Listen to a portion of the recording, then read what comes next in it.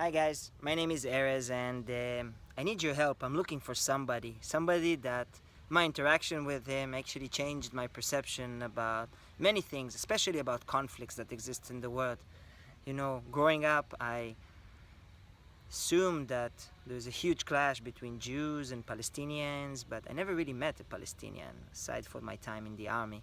And one of the things that happened to me while I was traveling in India was that I went to this trance festival and I had an epic time. I really enjoyed that time in the jungle, but I didn't really speak to anybody. I just enjoyed being on my own, dancing, having a great time.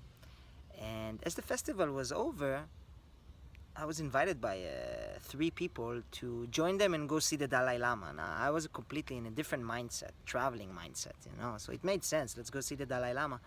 But as we got there, we couldn't find a place to stay because the Dalai Lama was there. We couldn't even find a place to hang a hammock. And we were lucky enough, all of a sudden these 2 monks showed up out of nowhere and they adopted us. They took us to their monastery and I was quite tired, so I didn't really pay attention to what was going on. I stayed to sleep in the room with these 2 monks, with another guy, and 2 of us went to sleep up on the roof. And I wake up in the morning and that was like a cultural shock for me, you know, like all of a sudden I'm surrounded by monks with their red skirts and everything, and as I'm walking to the bathroom I see the father of the monastery and he's like looking at me, he's like all surprised, like, what are you doing here? And I said, I came to see the Dalai Lama.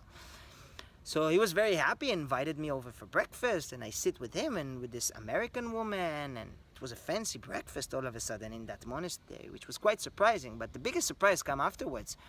That guy that slept in the room with me, with these 2 monks, all of a sudden shows up in the room and he's sitting next to me, and the American woman is asking us like, where are you from? And I say, I'm from Israel. And she's asking him, where are you from? And he says, I'm from Palestine. So we looked at one another, we started laughing. It was really, really, really nice. We had a warm handshake and we stayed good friends. The American woman was like, I cannot believe it. I never thought I'll see an Israeli and a Palestinian sitting together side by side in a Buddhist monastery in India. And yeah, it was surprising, and we stayed good friends afterwards. We traveled together, and that was very meaningful for me to meet him in these circumstances. The thing is that at that time Facebook did not exist and we never kept in touch, and I'm looking for you. Yeah, I'm looking for you.